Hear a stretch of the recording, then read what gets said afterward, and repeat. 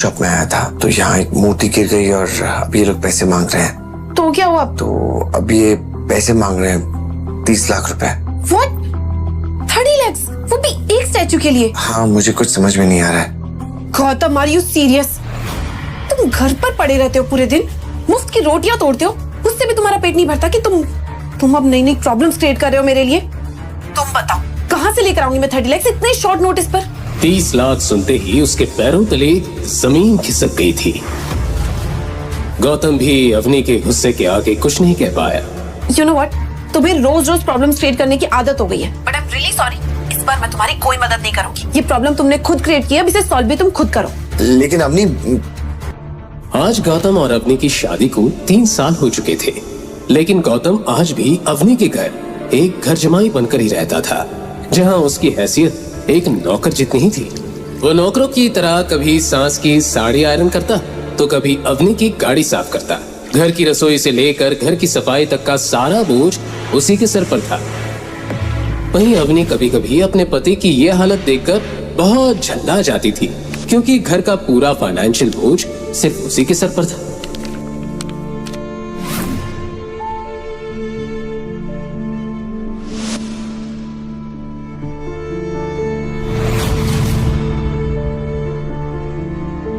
लेकिन अम्मी, ये स्टैचू पापा के हाथ से टूटा है, इसमें मेरी क्या गलती है?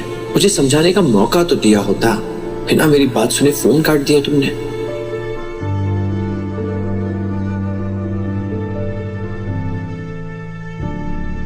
क्या हुआ मिस्टर? 1 घंटा हो गया लेकिन अभी तक ना पैसे आए और ना तुम्हारी मदद के लिए कोई आदमी। ऊपर से बुढ़ा शॉप से भागने की कोशिश कर रहा था। वो तो अच्छा हुआ गार्ड्स की नजर उन पर पड़ गई, वरना ये तो रफू चक्कर होने का पूरा प्लान बना चुके थे। देखिए मिस्टर, 2 बज रहे हैं। अगर 5 बजे तक तुमने इस एंटिक स्टैचू के पैसे नहीं भरे तो मैं पुलिस को बुला के इस बुढ़े को अंदर करवा दूंगा और इन बॉडीगार्ड से तुम दोनों की खातिरदारी कर लेंगे। समझ में आई मेरी बात? जी सर, समझ में आई। बस 2 मिनट दीजिए, हम फिगर आउट करते हैं।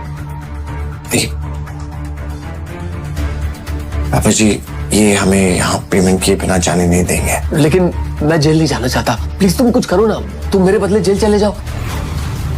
वैसे भी मेरे परिवार ने 3 साल तक तुम्हें रहने के लिए छत दी है, इतना तो कर सकते हो ना तुम मेरे लिए। डैडी जी, मैं जेल तो चला जाता, पर ये लोग काफी स्ट्रिक्ट हैं, ऐसे नहीं छोड़ेंगे। आपने देखा नहीं वो मैनेजर कैसे धमकी देके चला गया? तो फिर पैसे दे दो ना इन्हें। 30 लाख देने, मेरी जेब में 30 फूटी कौड़ियां नहीं है। मैं नहीं कमाता, मुझे खर्चे के लिए भी अवनी पैसे देती है। मेरे पास नहीं है, न नौकरी है न पैसे हैं। कैसे चुकाऊंगे? तो तुम अवनी को फोन करो, मैं उससे